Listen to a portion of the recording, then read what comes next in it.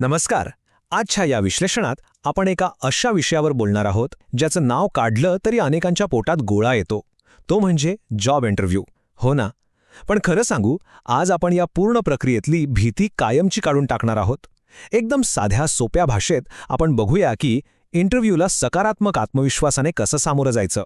चला तर मग सुरू करूया. तर आजच्या या सत्राचा आपला रोडमॅप कसा असेल ते बघूया. सर्वात आधी इंटरव्ह्यू म्हणजे नक्की काय हे आपण समजून घेऊ.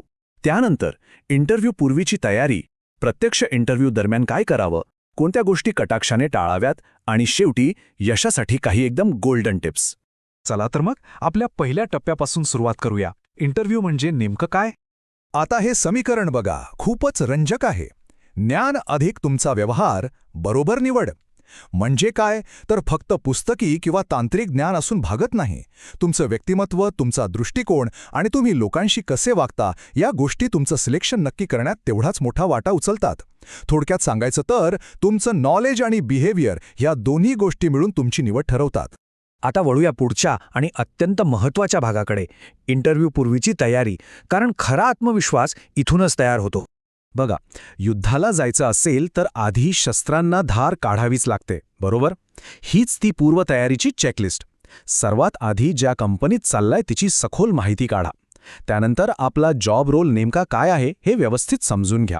आपला रेझ्युमे एकदम अपडेटेड ठेवा आणि सर्वात शेवटी नेहमी विचारल्या जाणाऱ्या सामान्य प्रश्नांची आधीच उजळणी करा. हा पाया भक्कम असणं खूप गरजेचं आहे.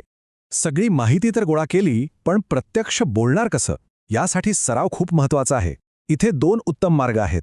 एक तर आरशासमोर उभं राहून स्वतःशी संवाद साधा. सुरुवातीला थोडं विचित्र वाटेल, पण विश्वास ठेवा, हे खूप प्रभावी आहे. किंवा एखाद्या मित्राला पकडा आणि त्याच्यासोबत मॉक इंटरव्ह्यू करा. यामुळे प्रत्यक्ष इंटरव्ह्यूच्या वेळी तुमची बोलताना अजिबात अडखळ होणार नाही. आता बघूया आपला तिसरा टप्पा. पूर्वतयारी तर झाली, पण प्रत्यक्ष इंटरव्ह्यू दरम्यान नेमकं काय करावं? विचार करा, तुम्ही इंटरव्ह्यू रूममध्ये पाऊल टाकताय, सर्वांच्या नजरा तुमच्यावर खेळलेल्या आहेत, दडपण एकदम शिगेला पोचलंय. अशा वेळी नेमकं कसं वागायचं, हाच तो निर्णायक क्षण असतो जो तुमचा प्रभाव पाडतो. बघा, तुम्ही एकही शब्द उच्चारण्याआधीच तुमची देहबोली म्हणजे तुमची बॉडी लँग्वेज खूप काही सांगून जाते. तुमचा साधा आणि व्यावसायिक ड्रेस कोड, चेहऱ्यावरचं एक प्रसन्न हास्य, थेट डोळ्यात पाहून म्हणजे आय कॉन्टॅक्ट ठेवून बोलणं आणि थाट बसणं, या साध्या वाटणाऱ्या गोष्टी समोरच्या व्यक्तीच्या मनात तुमच्याबद्दल त्वरित एक आदर निर्माण करतात. आणि हो, बोलताना हातांची हालचाल थोडी नियंत्रणात असावी. आता प्रत्यक्ष बोलण्याची वेळ येते, तेव्हा सर्वात आधी प्रश्न शांतपणे आणि लक्ष देऊन ऐका.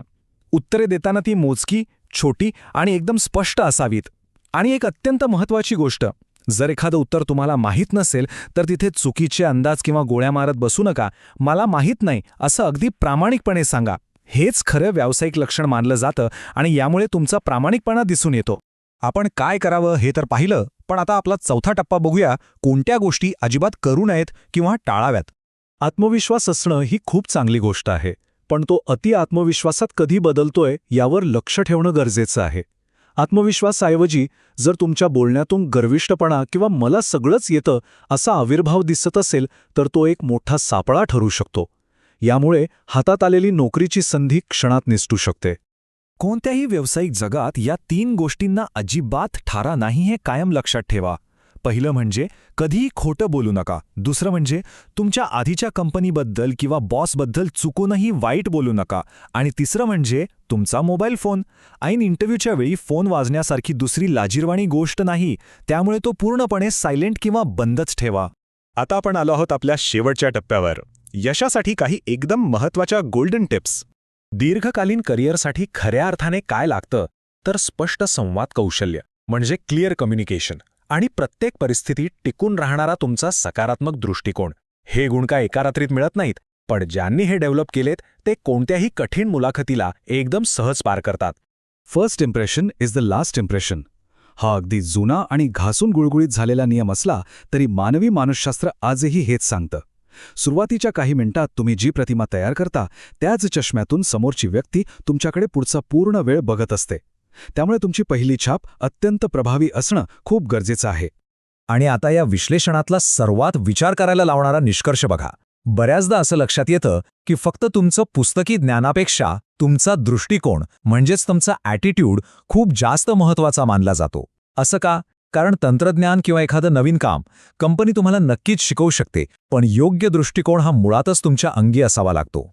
सरतेशेवटी एकच सांगेन, जर तुमची पूर्वतयारी पक्की असेल आणि मानसिकता योग्य असेल तर भीती वाटण्याचं काहीच कारण नाहीये. इंटरव्ह्यूकडे एक टेन्शन म्हणून बघण्यापेक्षा स्वतःला सिद्ध करण्याची एक सुवर्ण संधी म्हणून का बघू नये?